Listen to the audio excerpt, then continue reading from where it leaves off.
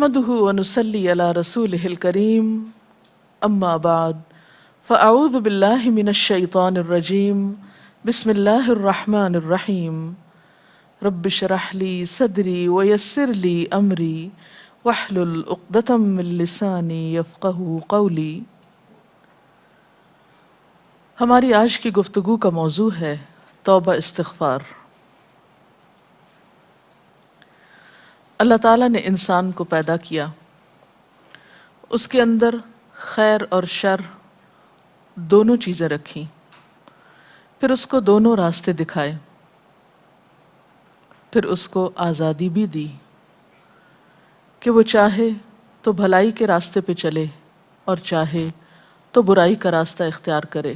انسان کو اللہ تعالیٰ نے جس راستے کے لیے پسند کیا وہ خیر و بھلائی کا راستہ ہے، اور اس راستے پہ چلانے کے لیے ہر دور میں پیغمبر بھیجے۔ سب سے پہلے انسان حضرت آدم علیہ السلام ایک پیغمبر بھی تھے۔ جب وہ دنیا میں بھیجے جا رہے تھے تو اس وقت اللہ تعالیٰ نے فرمایا فَإِمَّا يَأْتِيَنَّكُم مِّنِّي هُدًى فَمَن تَبِعَ هُدَايَ فَلَا خَوْفٌ عَلَيْهِمْ وَلَا هُمْ يَحْزَنُونَ، کہ اگر میری طرف سے تمہارے پاس کوئی ہدایت آئے تو جو میری ہدایت کی پیروی کرے گا اس کے لیے نہ خوف ہوگا نہ غم ہوگا۔ تو گویا خوف اور غم کے علاج کے لیے انسان کو جو نسخہ بتایا گیا وہ اللہ تعالیٰ کی طرف سے آئی ہوئی ہدایت کی پیروی کرنا، یا دوسرے لفظوں میں زندگی گزارنے کا وہ طریقہ اختیار کرنا جو اللہ تعالیٰ کی مرضی کے مطابق ہو۔ لیکن انسان اس کے لیے اس دنیا میں آنے کے بعد بہت سی آزمائشیں بھی ہیں۔ انسان کے ساتھ اس کا نفس بھی ہے، شیطان بھی ہے، پھر بسا اوقات انسان کا ماحول بھی ایسا ہوتا ہے کہ جس کے دباؤ میں آ کر انسان اللہ تعالیٰ کا راستہ چھوڑ کر یا اس کی مرضی اور رضا کا راستہ چھوڑ کر اللہ تعالیٰ کی نافرمانی کا راستہ اختیار کر لیتا ہے۔ ایسا کرنا اس کے لیے نہ دنیا میں فائدے کا باعث ہوتا ہے اور نہ ہی آخرت میں۔ انسان جب اللہ کی نافرمانی کرتا ہے، گناہ کرتا ہے، تو ہمیشہ پریشانی، احساس ندامت اور غم کا شکار ہوتا ہے، یعنی نتیجتاً دکھ اور پریشانی اس کا مقدر ہوتی ہے۔ ایسے میں انسان کیا کرے؟ انسان چونکہ فرشتہ نہیں، اس لیے یہ ممکن نہیں کہ اس سے کوئی غلطی نہ ہو۔ غلطی تو ہوگی کیونکہ انسان ہے، بھول چوک بھی ہے، خواہشات نفس بھی ہیں، تو یہ ہو نہیں سکتا کہ اس سے غلطی نہ ہو۔ اور انسان شیطان بھی نہیں کہ اس سے کوئی اچھائی نہ ہو اور صرف برائی ہی کرے، نہیں، انسان ان دونوں کے بیچ کی چیز ہے۔ اب سوال یہ پیدا ہوتا ہے کہ اگر انسان سے انسان ہونے کے ناطے غلطی ہو جائے، خطا ہو جائے، بھول چوک ہو جائے، وہ اللہ کی نافرمانی کا کام کر بیٹھے، تو پھر اس کے بعد کیا کرے؟ دو طریقے ہو سکتے ہیں۔ ایک تو یہ کہ وہ مایوس ہو جائے، گناہ پر اصرار کرتا چلا جائے اور بالآخر ہلاکت کا شکار ہو۔ اور دوسرا راستہ اور دوسرا طریقہ پلٹنے کا راستہ ہے، توبہ کا راستہ ہے، بھولنے کے بعد واپس لوٹنے کا راستہ ہے، اور یہی راستہ اس کے لیے پسندیدہ راستہ ہے۔ قرآن پاک میں اللہ سبحانہ وتعالیٰ فرماتا ہے وَالَّذِينَ إِذَا فَعَلُوا فَاحِشَةً أَوْ ظَلَمُوا أَنفُسَهُمْ ذَكَرُوا اللَّهَ فَاسْتَغْفَرُوا لِذُنُوبِهِمْ وَمَن يَغْفِرُ الذُّنُوبَ إِلَّا اللَّهُ وَلَمْ يُصِرُّوا عَلَى مَا فَعَلُوا وَهُمْ يَعْلَمُونَ۔ اور اگر کبھی ان سے کوئی فحش کام سرزد ہو جاتا ہے یا وہ اپنے اوپر زیادتی کر بیٹھتے ہیں تو انہیں خدا یاد آ جاتا ہے اور وہ اس سے اپنے گناہوں کی معافی مانگ لیتے ہیں، اور خدا کے سوا اور کون ہے جو گناہوں کو معاف کر سکتا ہو، اور وہ جانتے بوجھتے اپنے کیے پہ ہرگز اصرار نہیں کرتے۔ یعنی گناہ کرنے کے بعد ان کے اندر جب احساس ندامت اٹھتا ہے وہ اللہ تعالیٰ کی طرف متوجہ ہو کے معافی مانگنے لگتے ہیں اور گناہ چھوڑ دیتے ہیں، اس پر اصرار نہیں کرتے۔ ایسے ہی لوگ اللہ تعالیٰ کے پسندیدہ لوگ ہوتے ہیں۔ ایک اور مقام پر آتا ہے ان الذین اتقوا اذا مسهم طائف من الشیطان تذکروا فاذا هم مبصرون، کہ فی الواقع جو لوگ اللہ سے ڈرنے والے ہیں، متقی ہیں، ان کا حال یہ ہوتا ہے کہ کبھی شیطان کے اثر سے کوئی برا خیال انہیں چھو بھی جائے، یعنی برا خیال بھی آئے، گناہ کا ارادہ بھی ہو، تو فوراً چوکنے ہو جاتے ہیں، یعنی تقویٰ کی برکت سے وہ ہوشیار ہو جاتے ہیں اور پھر انہیں صاف نظر آنے لگتا ہے کہ درست راستہ کیا ہے۔ نبی صلی اللہ علیہ وسلم نے فرمایا سارے کے سارے انسان خطا کار ہیں اور بہترین خطا کار وہ ہیں جو بہت زیادہ توبہ کرنے والے ہیں۔ تو توبہ کرنا بندے کے حق میں ایک پسندیدہ عمل ہے۔ قرآن پاک میں اللہ تعالیٰ اپنے پیارے بندوں کی ایک خاص خوبی کا ذکر کرتے ہیں کہ وَبِالْأَسْحَارِ هُمْ يَسْتَغْفِرُونَ، کہ سحری کے وقت وہ استغفار کرتے ہیں، معافی مانگتے ہیں۔ پیغمبروں کے ذریعے بھی بارہا انسانوں کو یہی سبق سکھایا گیا کہ وَاسْتَغْفِرُوا رَبَّكُمْ ثُمَّ تُوبُوا إِلَيْهِ، اپنے رب سے بخشش طلب کرو پھر اس کی طرف لوٹ جاؤ، واپسی کا راستہ اختیار کرو۔ ان ربی رحیم ودود، بے شک میرا رب بہت رحم فرمانے والا، بہت محبت کرنے والا ہے۔ یعنی ایسا نہیں کہ اگر کسی انسان سے کوئی غلطی ہو جائے تو پھر وہ معاف نہیں کرتا اور ہمیشہ کے لیے وہ اس کی نظروں سے گر جاتا ہے، نہیں، 100 بار بھی اگر کوئی غلطی کرتا ہے اور پھر اس کو احساس ندامت ہوتا ہے، شرمندگی ہوتی ہے اور وہ پلٹتا ہے تو اللہ تعالیٰ اس کو معاف کرتا رہتا ہے۔ ایک حدیث میں آتا ہے ان اللہ یقبل توبۃ العبد ما لم یغرغر، اللہ بندے کی توبہ اس وقت تک قبول کرتا ہے جب تک کہ وہ آخری دموں پہ نہ ہو یا اس کی سانس نہ اکھڑ جائے، یعنی مرتے دم تک توبہ قبول ہوتی رہتی ہے۔ ہاں یہ الگ بات ہے کہ ایک انسان جب فوت ہو جاتا ہے اور وہ شرک کی حالت میں ہوتا ہے یا کفر کی حالت میں ہوتا ہے یا کسی کبیرہ گناہ کے ارتکاب کی حالت میں ہوتا ہے اور توبہ کیے بغیر مر جاتا ہے، تو مرنے کے بعد جب سزا سامنے آ جاتی ہے، اللہ تعالیٰ کی ناراضگی اور غصہ سامنے آ جاتا ہے، تو پھر توبہ کا موقع نہیں رہتا۔ اس لیے ہمیں کبھی بھی اللہ تعالیٰ کی رحمت سے نا امید نہیں ہونا چاہیے، گناہ کتنا بھی بڑا ہو جائے، غلطی کتنی بھی بڑی ہو، لیکن کبھی مایوسی پاس نہ پٹکنے پائے۔ قرآن پاک میں اللہ تعالیٰ فرماتے ہیں یا عبادی الذین اسرفوا علی انفسہم لا تقنطوا من رحمت اللہ ان اللہ یغفر الذنوب جمیعا انہ هو الغفور الرحیم، اے میرے وہ بندو جو اپنی جانوں پر زیادتی کر بیٹھے ہو، اللہ کی رحمت سے ہرگز مایوس نہ ہونا، یقیناً وہ تمہارے سارے کے سارے گناہ معاف فرما دے گا، وہ بہت ہی معاف فرمانے والا اور بڑا ہی مہربان ہے۔ اور تم اپنے رب کی طرف رجوع کرو اور اس کی فرما برداری بجا لاؤ، وَأَنِيبُوا إِلَىٰ رَبِّكُمْ وَأَسْلِمُوا لَهُ مِن قَبْلِ أَن يَأْتِيَكُمُ الْعَذَابُ ثُمَّ لَا تُنصَرُونَ، اس سے پہلے کہ تم پر وہ عذاب آ جائے کہ پھر تم کہیں سے بھی مدد نہ پا سکو۔ یعنی آخرت میں جب سزا سامنے آ جائے گی تو کوئی بھی شخص کتنی بھی توبہ کرے، کتنا بھی روئے دھوئے، پھر معافی نہیں ہو سکتی۔ ہاں جب تک وہ زندہ ہے کتنا بھی بڑا قصور ہے اس کی معافی ہو سکتی ہے۔ ہاں اس کا یہ مطلب نہیں کہ انسان جان بوجھ کر غلطی کرنا شروع کر دے کہ معافی تو ہو ہی جائے گی اس لیے جو چاہے میں کروں، کیا معلوم کہ پھر اس کے بعد اس غلطی کے بعد توبہ کا موقع ملتا ہے یا نہیں۔ تو جان بوجھ کر غلطی نہیں کرنی چاہیے۔ اس سلسلے میں ہم دیکھتے ہیں حضرت یوسف علیہ السلام کے ساتھ جو کچھ ہوا، ان کے بھائیوں نے انہیں اندھے کنویں میں دھکیلا اور ان پر چوری کا الزام لگایا اور بہت زیادہ زیادتی کی، لیکن اتنے بڑے قصور کے بعد جب ان کو احساس ہوتا ہے کہ ہم غلط تھے تو وہ فوراً اپنے رب کے حضور معافی مانگتے ہیں اور اپنے والد سے بھی درخواست کرتے ہیں کہ آپ بھی اللہ تعالیٰ سے ہمارے لیے معافی کی درخواست کیجئے۔ یا ابا نستغفر لنا ذنوبنا انا کننا خاطئین، اے ابا جان ہمارے گناہوں کی بخشش کے لیے دعا کیجئے، واقعی ہم بڑے خطا کار تھے۔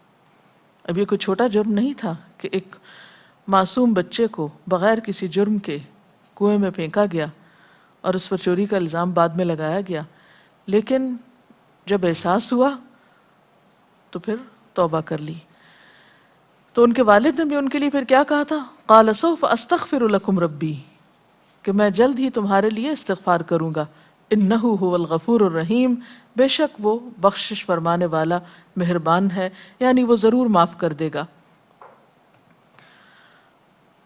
اور پھر ایک گناہ ہو یا زیادہ ہو، چھوٹا گناہ ہو یا بڑا گناہ ہو، توبہ کرنے میں دیر نہیں لگانی چاہیے، اور کبھی مایوس ہو کر کہ میرے تو گناہ معاف ہو نہیں سکتے، توبہ میں تاخیر نہیں کرنی چاہیے۔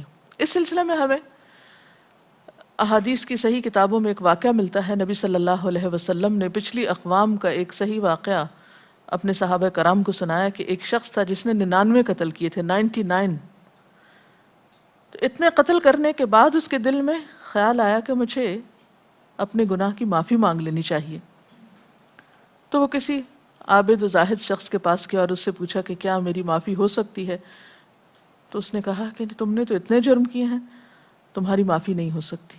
اس نے اس کو بھی قتل کر دیا، اور یوں پورے 100 کا قاتل ہو گیا، یعنی 100 لوگوں کا قاتل ہو گیا۔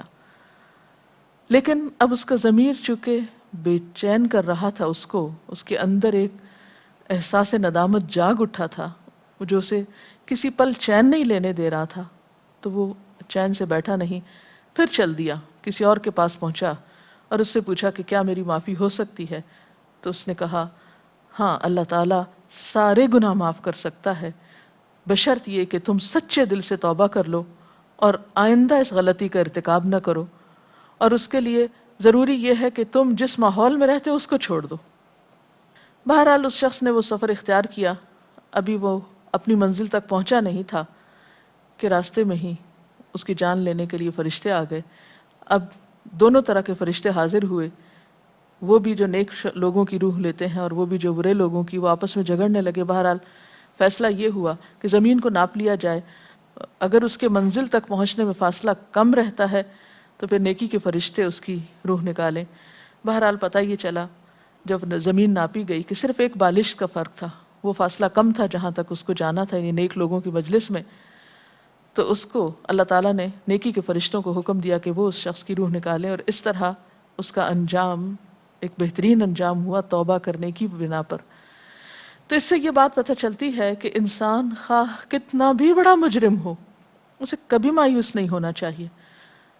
اس کے رب کی رحمت ہر چیز پر چھائی ہوئی ہے، وہ ہر گناہ معاف کر سکتا ہے، وہ بڑے سے بڑا گناہ معاف کر سکتا ہے، بس شرط یہ ہے کہ انسان گناہوں کا اقرار کرے اور معافی مانگے اور رب کی طرف رجوع کرے۔ سورۃ شورى میں آتا ہے وَهُوَ الَّذِي يَقْبَلُ التَّوْبَةَ عَنْ عِبَادِهِ وَيَعْفُو عَنِ السَّيِّئَاتِ وَيَعْلَمُ مَا تَفْعَلُونَ، وہی ہے جو اپنے بندوں کی توبہ قبول کرتا ہے اور ان کی خطاؤں کو معاف فرماتا ہے، اور وہ سب کچھ جانتا ہے جو تم کرتے ہو۔ اور یہ ایک حقیقت ہے کہ اللہ کے سوا کوئی اور ہے نہیں جو انسان کو معاف کر سکے۔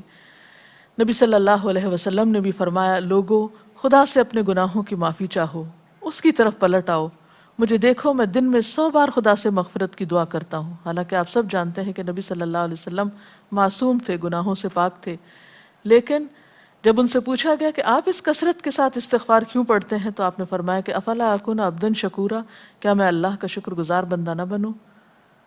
کیونکہ اگر انسان سارا وقت اللہ کی نعمتوں پر شکر ادا کرتا رہے تو بھی حق ادا نہیں ہو سکتا، تو اس وجہ سے آپ کثرت کے ساتھ استغفار کیا کرتے تھے۔ اور اس میں دراصل ہمارے لیے ایک بہت بڑا سبق ہے کہ ہم زیادہ سے زیادہ استغفار کو اپنا شیوا بنائیں، کیونکہ استغفار کا فائدہ صرف یہی نہیں کہ انسان کے گناہوں کی معافی ہو جاتی ہے، بلکہ استغفار کا فائدہ یہ بھی ہے کہ انسان کی اور بہت سی مشکلات حل ہوتی ہیں۔ جہاں آپ سمجھیں کہ کوئی مشکل ہو رہی ہے، کوئی کام اٹکا ہوا ہے، فوراً استغفار شروع کر دیں۔ اور طریقہ کیا ہے؟ یا ایھا الذین آمنوا توبوا الی اللہ توبۃ نصوحا، اے لوگو جو ایمان لائے ہو، اللہ کے آگے سچی اور خالص توبہ کرو۔ یعنی توبہ کا طریقہ کیا ہے کہ انسان سچے دل سے توبہ کرے۔ عسیٰ ربکم ان یکفر عنکم سیئاتکم امید ہے کہ تمہارا رب تمہاری خطائیں تم سے دور کر دے گا. وَيُدْخِلَكُمْ جَنَّاتٍ تَجْرِي مِن تَحْتِهَا الْأَنْهَارُ، اور تمہیں ایسے باغوں میں داخل کرے گا جن کے نیچے نہریں بہہ رہی ہیں. گویا استغفار کے بعد انسان گناہوں سے اس طرح پاک ہو جاتا ہے گویا اس نے گناہ کیا نہ ہو. لیکن اس کے لیے کچھ شرائط ہیں. نمبر 1، انسان اپنے گناہوں کے احساس سے شرمسار ہو.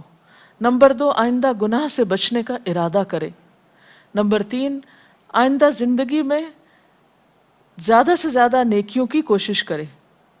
نمبر 4، اگر کسی انسان کا حق مارا ہے تو اس کا حق ادا کرے.